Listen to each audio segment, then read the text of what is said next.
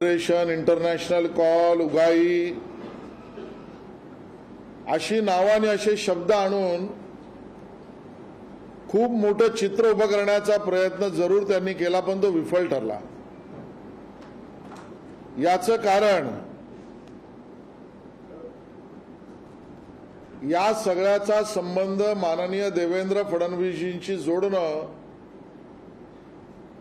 याचं वर्णन तसंच आहे जसं अकबर बिरबलाच्या गोष्टीमध्ये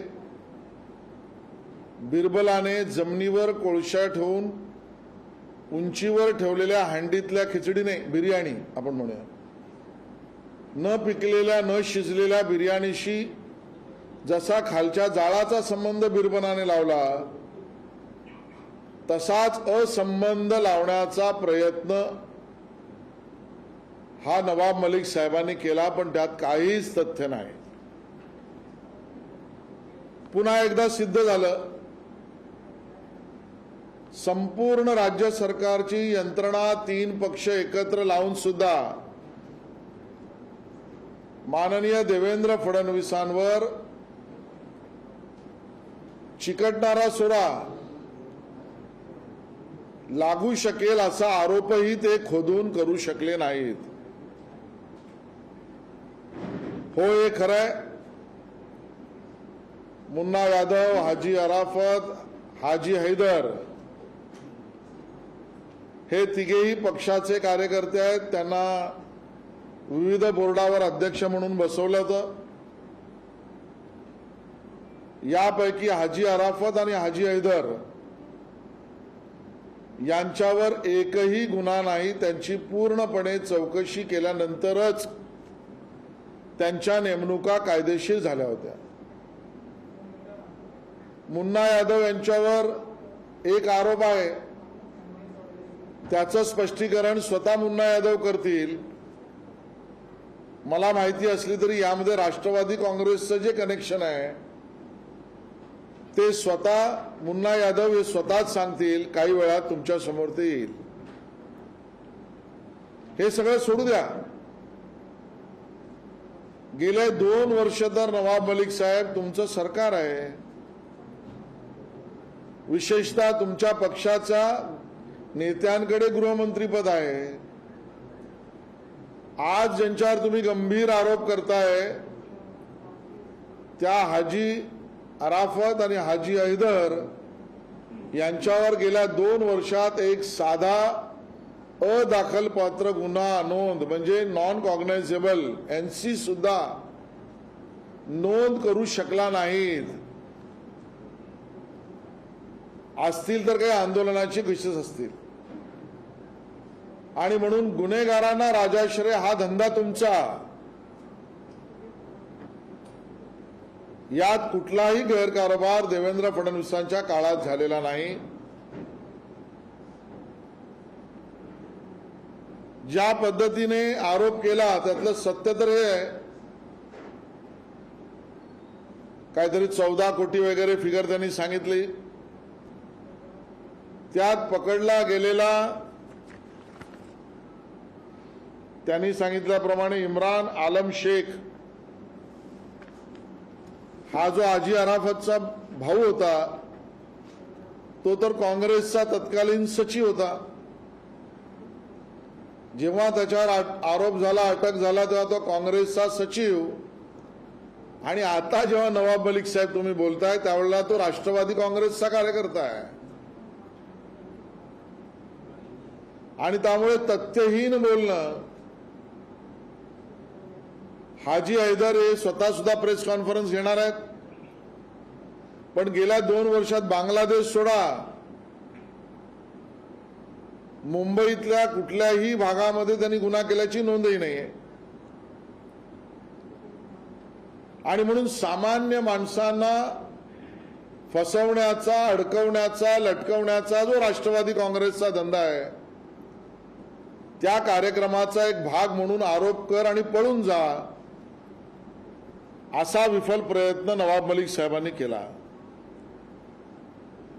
आता रियाज भाटीचा उल्लेख त्यांनी केला। आम्ही हे स्पष्ट करू इच्छितो पंतप्रधान कार्यालय किंवा पंतप्रधान कार्यक्रम याच्याशी रियाज भाटी यांचा काहीही संबंध संपर्क नाही आणि फोटोवरनाच संबंध प्रस्थापित करायचे असतील तर मी दाखवणार नव्हतो, पण मग आता हे फोटो सगळे काय दाखवायचे? हा फोटो कोणाबरोबर आहे?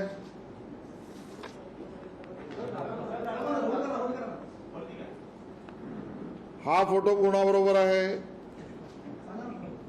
हा फोटो कोणाबरोबर आहे? त्या पलीकडे हा रियाज भाटीचा फोटो कोणाबरोबर आहे? हा रियाज भाटीचा फोटो कोणाबरोबर आहे?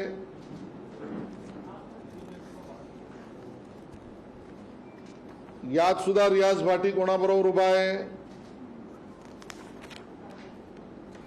आणि बर्थडेचे विशेष रियाज भाटींना कोण करत आहे किंवा रियाज भाटी वाढदिवसाच्या शुभेच्छा कोणाला देत आहेत?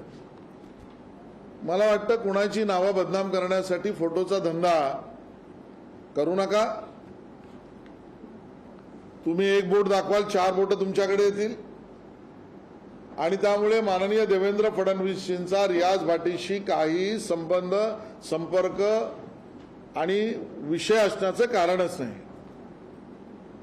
किंबहुना क्रिकेटच्या राजकारणात त्याला राजाश्रय कोणी दिलं हे जगजाहीर आहे, पण कुठल्याही मोठ्या नेत्याचं नाव घेऊन सेन्सेशन आणि आरोप करणे आमची प्रथा परंपरा नाही, त्यामुळे आम्ही ते करणार नाही. रियाज भाटी म्हणे गायब आहे. खरं तर रियाज भाटी गायब आहे का त्याला पळवलं गेलंय? आमचा आरोप आहे रियाज भाटीला सुरक्षित स्थळी पळवून ठेवण्याचं काम राष्ट्रवादी काँग्रेसने तर केलं नाही ना. कारण वाझेच्या प्रकरणामध्ये वाझेच्या वसुली गँगमध्ये जी नावं समोर आली आहेत त्यामध्ये रियाजचं नाव सुद्धा समोर आलेलं आहे. याचा अर्थ स्पष्ट आहे, रियाज जर कोठडीत आला तर सत्य बाहेर येईल म्हणून राष्ट्रवादीने तर त्याला पळवलं नाही ना, आमच्या मनात शंका आहे. नवाब मलिक यांच्या बाबत आता आम्हाला खरंच चिंता वाटायला लागलेली आहे. दिवसागणिक त्यांचं मानसिक संतुलन बिघडतंय की काही आशंका आमच्या मनामध्ये आहे. कदाचित हर्बल तंबाखूचा सप्लाय बंद पडला असेल, पण खरंच नवाब मलिकजी आपण मानसिक स्वतःला पुन्हा एकदा शांत करा. राजकारण आपल्या जागी आहे. जावयाच्या प्रेमापोटी स्वतःचं म्हणणं खरं करण्यासाठी राजकारणाच्या नीच पातळीवर तुम्ही जाऊ नका. एक नवीन स्टँडर्ड राजकारणातल्या नीच पातळीचं वर्णन करायचं झालं तर नवाबी पातळी असं आता करता येईल. आणि या नवाबी पातळीपर्यंत आपण जाऊ नये अशी आमची मनापासून इच्छा आहे. खऱ्या अर्थानं जी नावं समोर आणली जात आहेत आज काल आणि अगोदर सुद्धा, ते बघितल्यावर एका प्रश्नाचं उत्तर नवाब मलिक साहेबांना द्यावंच लागेल. आणि म्हणून आमचा आरोप आहे, प्रश्न आहे की राज्यातील अल्पसंख्याक नेतृत्व कार्यकर्ते समाजातली लोक यांना नेस्तनाभूत करण्याचं काम नवाब मलिक साहेब आपल्याकडून होतंय का? मुंबई आणि महाराष्ट्रातील अल्पसंख्याक नावं वेचून वेचून त्यांची बदनामी करून त्यांना नेस्तनाभूत करावं. आर्यन खान तुमच्यामुळेच अडचणीत आला, आता शाहरुख खान अडचणीत येतोय. शाहरुख खानला अडचणीत आणण्याचं काम ही नवाब मलिकच करतायत. काल परवा त्यांनी प्रेस घेऊन मुंबईचे पालकमंत्री, राज्याचे सन्माननीय मंत्री अस्लम शेख यांचं नाव घसेटून आणलंय. आता स्वपक्षातली लोक संपल्यावर विरोधी पक्षातील हाजी अराफत असो, हाजी हैदर असो, या नवीन नेतृत्वाला ते बदनाम करण्याचं काम करतायत. आणि ज्या 2 SIT चालू आहेत, मी पुन्हा एकदा सांगतो, त्या 2 SIT नंतर अजून एका अल्पसंख्याक मुंबईतल्या नेत्याचं नाव आणण्यासाठीच हा सगळा प्रकार नवाब मलिक करतायत हे स्पष्ट होईल. आणि त्यामुळे हा शुद्ध कट आहे. नवाब मलिक साहेबांनी त्याचं उत्तर द्यावं. अल्पसंख्याक समाजाने त्याचा कॉग्नायझन्स घ्यावा आणि याला राजाश्रय सरकारमधल्या लोकांचा आहे की नाही या अन्य 2 पक्षांनी स्पष्ट करावं. आज तर अजून एक हास्यास्पद विधान त्यांनी केलं. भ्रष्टाचाराची नवीन व्याख्या माननीय नवाब मलिक साहेबांनी घोषित केली. आणि आश्चर्य तर हे आहे, PB सामंत यांच्या रिपोर्टने, जस्टिस PB सामंत यांनी जो रिपोर्ट राज्य सरकारला दिला तो राज्य सरकारने ॲक्सेप्ट केला, मंजूर केला. त्या जस्टिस PB सामंतच्या रिपोर्टने ज्यांना भ्रष्ट, करप्ट ठरवलं ते नवाब मलिक भ्रष्टाचाराची नवीन व्याख्या करतायत. Act of commission and act of omission both amounts to corruption. देणारा आणि घेणारा दोघांची संगनमताने भ्रष्टाचार होतो, त्यालाच भ्रष्टाचार म्हणतात. कायद्यात सुस्पष्ट आहे. नवाब मलिक साहेबांनी स्वतःच्या वरिष्ठांपासून स्वतःला वाचवण्यासाठी आज एक नवीनच व्याख्या घोषित केली. तुम्ही पीडित आहात, तुम्ही भ्रष्टाचारी नाहीत. आणि हे सांगणारे स्वतः नवाब मलिक साहेब. तुम्हाला जस्टिस PB सामंत राज्य सरकारने ज्याला मंजुरी दिली त्या अहवालानुसार तुम्हालाच भ्रष्ट घोषित केलेला आहे. असो, खरंच आम्हाला तुमची चिंता आहे. मानसिक संतुलन नीट ठेवा. पुन्हा येऊन आमचा सवाल तोच आहे. सरदार शाह वली खान 93च्या बॉम्बस्फोटातील प्रमुख आरोपी नाही, शिक्षापात्र गुन्हेगार. त्यावरचे आरोप बॉम्बे स्टॉक एक्सचेंज आणि महानगरपालिकेच्या इमारतीमध्ये रेकी करून बॉम्ब कुठे ठेवायचा त्याची योजना, टायगर मेमन बरोबर ट्रेनिंग, स्वतः RDX गाडीत भरण्याचं पाप, गुन्हा ज्यावर सिद्ध झाला आणि सर्वोच्च न्यायालयाने ज्याची जन्मठेप ही त्या अर्थाने पुन्हा एकदा मान्य आणि सिद्ध केली. तो सरदार शाह वली खान 93 पासून आतापर्यंत जेलमध्ये आहे. आमचा सवाल आहे नवाब मलिक साहेबांना, जो 93 पासून आतापर्यंत जेलमध्ये आहे 2021 पर्यंत, त्याच्याशी 2005 मध्ये तुम्ही व्यवहार कसा केलात? तुम्ही जेलमध्ये विशेष परवानगी घेऊन गेलात का त्याला कुठून तरी जेलमधना विशेष परवानगीतनं तुम्ही बाहेर काढलं? त्याची आणि मिसेस प्लंबर आणि अजून त्या एक महिला आहेत मालकीन, त्यांची भेट जेलमध्ये तुम्ही करून दिलीत का जेलमधना बाहेर त्यांना काढून त्यांची भेट करून दिलीत? जो आरोपी 93 पासून जेलमध्ये आहे त्याच्याशी 2005 ला हस्ताक्षर घेऊन तुम्ही हा नवीन प्रकारचा व्यवहार कसा केलात? गुन्हेगाराशी आर्थिक व्यवहार करून हात मिळवणी करण्यासाठी तुमचं मास्टरमाइंड दुसरं कोणी होतं का? या जागेच्या 7/12वर जो 93 पासून जेलमध्ये आहे त्याचं नाव कसं चढलं? ते चढवण्यामध्ये तत्कालीन काँग्रेस आणि राष्ट्रवादी काँग्रेसच्या सरकारमधल्या मंत्र्यांचा हात होता का? जी मालमत्ता खऱ्या अर्थाने ताडातील गुन्हेगार म्हणून सरकारकडे जप्त व्हायला पाहिजे होती, ती तुमच्याकडे वळवण्यात तुम्हाला यश कसं आलं? या प्रश्नांचं उत्तर नवाब मलिक साहेब आपण द्यावंच लागेल. पुन्हा एकदा मी रिपीट करतोय, मुंबई शहरामध्ये भाडेकरू आजही बिल फिराई करण्यासाठी, म्हणजे एकाने भाडेकरूकडून जागा विकत घेऊन दुसऱ्याने भाडेकरू म्हणून आत जायचं असेल तर त्यासाठीही झालेल्या व्यवहाराच्या किमतीच्या 33% एवढी रक्कम मागितली जाते. त्या ठिकाणी एका भाडेकरूला नवाब मलिक साहेबांना ते 5 दुकानाचे मालक असताना अख्ख्या इमारतीचे मालक व्यवहाराच्या 33% नाही, रेडी रेकनरच्या 10% मालक कसे होतात? यात काळा पैशाचा व्यवहार झालाय का?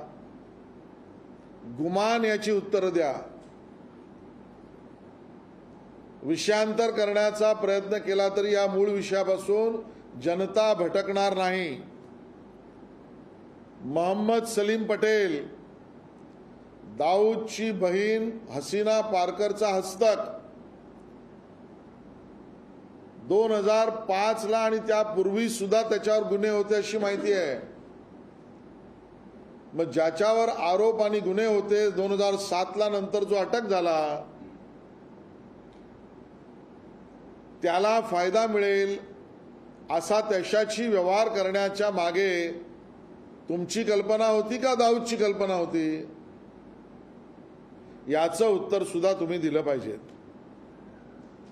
मला असं वाटतं मूळ विषयावर पुन्हा एकदा, राजकारणाचं गुन्हेगारीकरण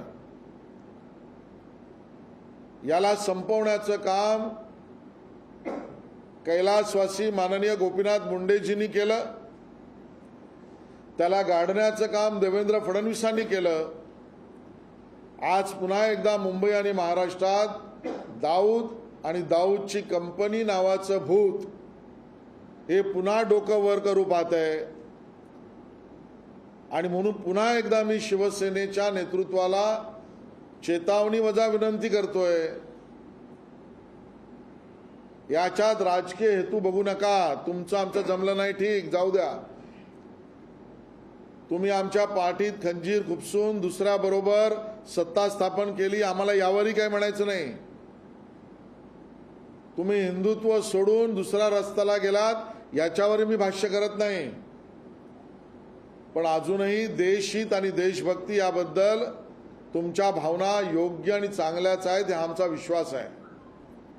म्हणून राजकीय गणित बाजूला सोडू, पण तुमच्या सरकारच्या काळात एक मंत्री 93च्या बॉम्बस्फोटातल्या आरोपीशी आर्थिक व्यवहार करतो आणि त्याचं स्पष्टीकरण तर सोडाच, कबुली जबाब देतोय. त्यानंतर माननीय मुख्यमंत्र्यांनी यावर कारवाई करणं आणि चौकशी करणं अभिप्रेत आहे आणि ती तुम्ही कराल ही आमची अपेक्षा आहे. आज जो हाइड्रोजन बॉम्ब की बात करते थे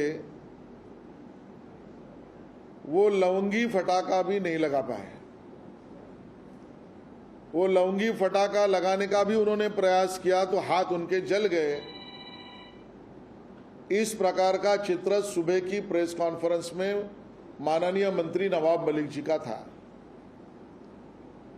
बात तो आप हाइड्रोजन की कर रहे थे, लेकिन माननीय नवाब जी, आपका चेहरा देखकर शायद अब आपको ऑक्सीजन की ज्यादा जरूरत पड़ेगी, इस प्रकार का आपका चेहरा भी दिखाई दे रहा था.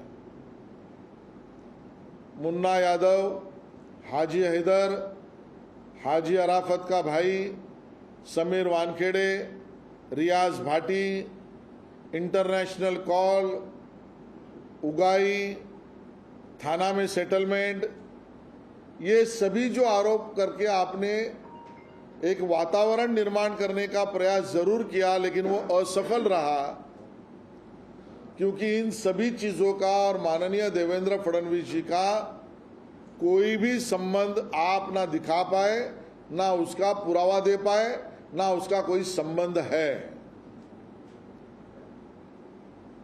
जिस प्रकार के आरोप आपने किए, जिन व्यक्तियों का नाम आपने लिया, जिन घटनाओं के प्रति आपने इंगित किया, उसका और देवेंद्र जी का संबंध लगाने का प्रयास, यानी अकबर बिरबल के कहानी में बिरबल नीचे अग्नि और ऊपर हांडी में बिरयानी, वैसे तो खिचड़ी होती है लेकिन नवाब साहब के लिए बिरयानी पकाने का जो असफल प्रयास था, उस प्रकार का ही वर्णन बिरबल के बिरयानी का किया जा सकता है, उस प्रकार का है। हाजी हैदर, हाजी अराफत और मुन्ना यादव, हाँ ये हमारे कार्यकर्ता है। इनको अलग अलग बोर्ड का चेयरमैनशिप मिला, उसके पहले की सभी कानूनन प्रक्रिया पूरा करके मिला। हाजी हैदर और हाजी अराफत पर कोई गंभीर गुनाह भी नहीं है, और मुन्ना यादव पर जो आरोप है उसकी स्पष्टता स्वयं मुन्ना यादव करेंगे, क्योंकि उसमें भी एनसीपी का कनेक्शन है। और इसके कारण आंदोलन छोड़कर कभी भी कोई गुनाह न करने वाले कार्यकर्ताओं को पार्टी ने पद दिया। जहां तक बात हाजी अराफत के भाई का नाम इन्होंने लिया, इमरान आलम शेख, और जिसको लेकर 14 करोड़ का आरोप उन्होंने किया, वैसे तो 14 करोड़ है नहीं, जाली नोटों का लेकर, वो जाली नोटों के प्रकरण में आरोपी जो इमरान शेख है, वो तभी कांग्रेस का मुंबई का सेक्रेटरी इस पद पर काम कर रहा था, उसको अरेस्ट भी हुई थी। और आज जब नवाब मलिक साहब आरोप कर रहे हैं, तब इमरान आलम शेख ये राष्ट्रवादी कांग्रेस का कार्यकर्ता इस नाते से घूम रहा है। तो डीआरआई ने तब जो एक्शन ली वो भी सही थी, और उसको पॉलिटिकल प्रोटेक्शन देने का काम तब कांग्रेस ने किया था, और आज राष्ट्रवादी कांग्रेस उसको कर रही है। हाजी हैदर का बांग्लादेशी कनेक्शन तो छोड़ दीजिए, बंगाल भी नहीं और मुंबई में किसी इलाके में भी उनके ऊपर एनसी भी नहीं है, नॉन कॉग्नाइजेबल ऑफेंस भी नहीं है।